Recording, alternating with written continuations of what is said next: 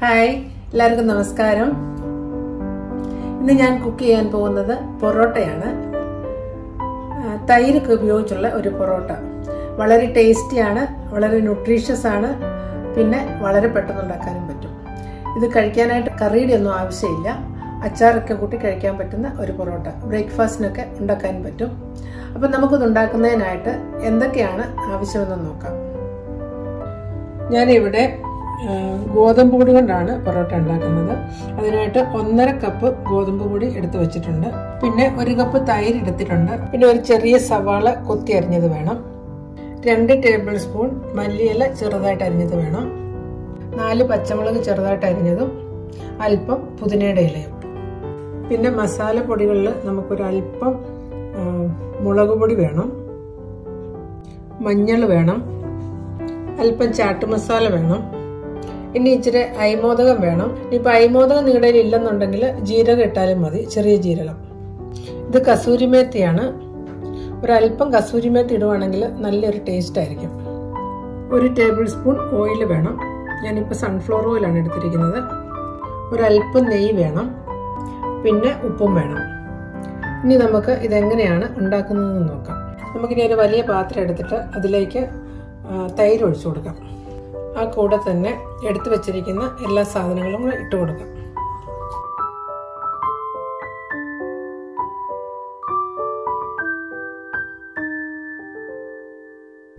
മല്ലിയില, സവാള,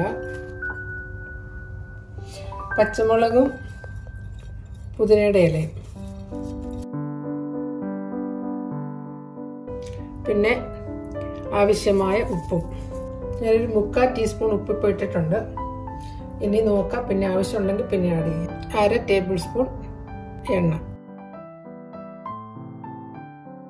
ഇത്രയും നമുക്ക് നന്നായിട്ട് ഇതൊന്ന് മിക്സ് ചെയ്തെടുക്കണം. തൈരിനകത്തേക്ക് ഈ എല്ലാ മസാലകളും സവാളയും പച്ചമുളകും എല്ലാം നന്നായിട്ട് മിക്സ് ചെയ്യണം.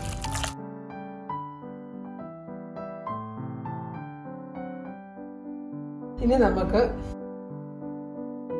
ആവശ്യമുള്ള ഗോതമ്പ് പൊടി ഇട്ട് പൊറോട്ടയ്ക്കുള്ള രീതിയിൽ നമുക്ക് കുഴച്ചെടുക്കണം. അതിനിപ്പോൾ കൈ കൊണ്ട് ചെയ്യാം. ഈ ഗോതമ്പ് പൊടി കുറേശ്ശെ ഇട്ട് ഇത് പൊറോട്ടയുടെ പരുവത്തിൽ കുഴച്ചെടുക്കണം. അപ്പം അല്പം ചേർത്താൽ മതി.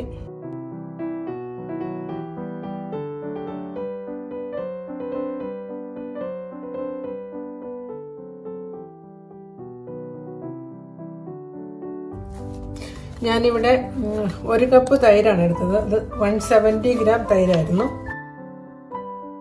അപ്പം ഒരു 1.25 കപ്പ് ആട്ടയപ്പം ഇട്ടിട്ടുണ്ട്. 1/4 കപ്പ് മിച്ചമുണ്ട്. ഇതിപ്പം നമുക്ക് ആവശ്യത്തിന് പൊറോട്ട ഉണ്ടാക്കാവുന്ന പരുവത്തിനായിട്ടുണ്ട്. അപ്പോൾ ഒരു 1.25 കപ്പ് മതി. പിന്നെ പല ഗോതമ്പ് പൊടിയുടെയും കണക്ക് വ്യത്യാസമായിരിക്കും. അപ്പോൾ അതൊക്കെ നോക്കി, അതുകൊണ്ടാണ് ഞാൻ പറഞ്ഞത് കുറേശ്ശെ ഇട്ട് കൊടുക്കാനായിട്ട്.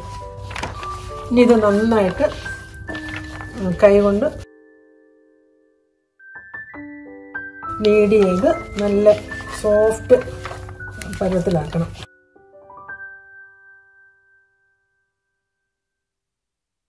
ഇത് ആട്ടയായിട്ടുണ്ട്.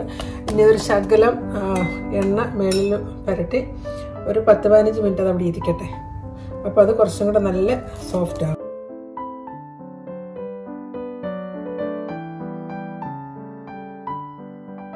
ഒരു പാത്രം കൊണ്ട് മൂടി വെക്കുക. ഇതവിടെ ഇരിക്കട്ടെ കുറച്ച് നേരം.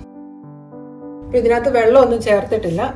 തൈരിൻ്റെ വെള്ളം കൊണ്ട് മാത്രമാണ് ഇത് കുഴച്ചെടുത്തിരിക്കുന്നത്. അങ്ങനെ വേണം ചെയ്യാനായിട്ട്. ആട്ട നിങ്ങൾ നോക്കണം, അതിൻ്റെ ഓരോ ആട്ടയുടെ അളവനുസരിച്ച് ഇടുക.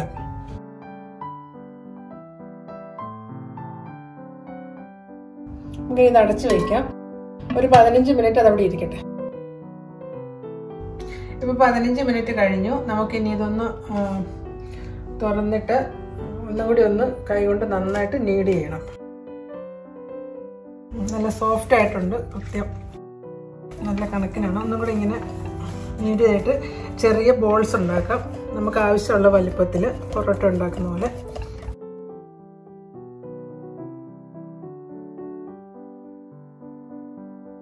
അല്പം ഗോതമ്പ് പൊടിയും കൂടെ കൂട്ടത്തിലെടുത്തിട്ട് ഇടയ്ക്കൊന്ന് മുക്കിയിട്ട് ഇങ്ങനെ ബോൾസ് ഉണ്ടാക്കി എടുക്കാം.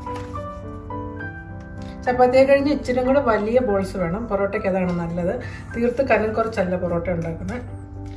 അപ്പോൾ ഈ ഒരു വലിപ്പത്തിൽ ഉണ്ടാക്കിയെടുക്കണം. നമുക്കിനി ബാക്കി എല്ലാം അങ്ങനെ തന്നെ ഉരുളകളാക്കി എടുക്കാം.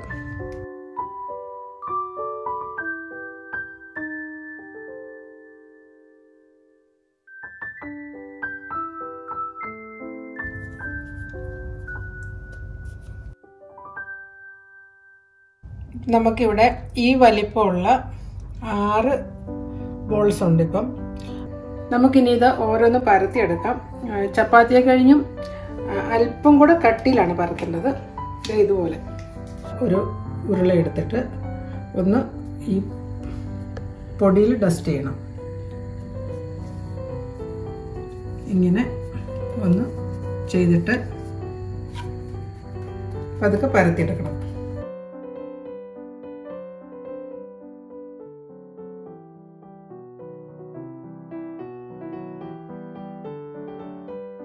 പൊടിക്കകത്തേക്ക് മുക്കുക. 2 സൈഡും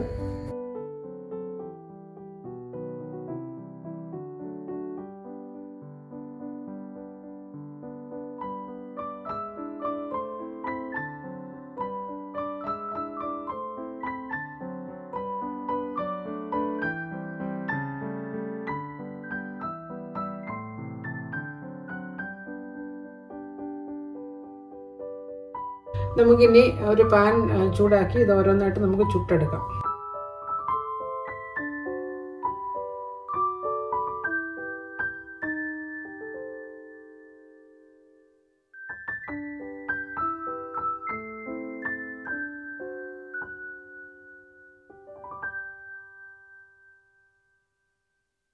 അല്പം നെയ്യ് എണ്ണയെ പുരട്ടുക കേട്ടോ.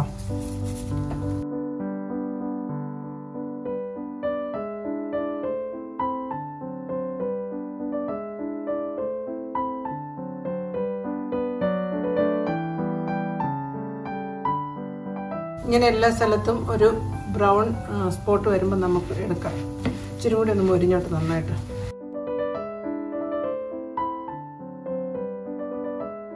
രണ്ടൊന്ന് പ്രാവശ്യം അങ്ങോട്ടും ഇങ്ങോട്ടും ഒക്കെ ഇട്ട് തിരിച്ചു മറിച്ചും നന്നായിട്ട്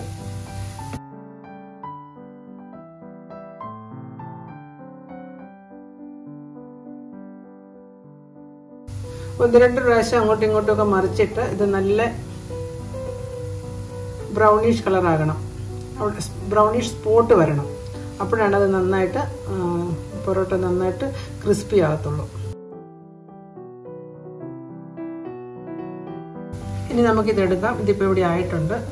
നമുക്ക് എടുത്തൊരു പാത്രത്തിലേക്ക് മാറ്റി വയ്ക്കാം. ഇങ്ങനെ എല്ലാ പൊറോട്ടയും ഇനി ചുട്ടെടുക്കാം.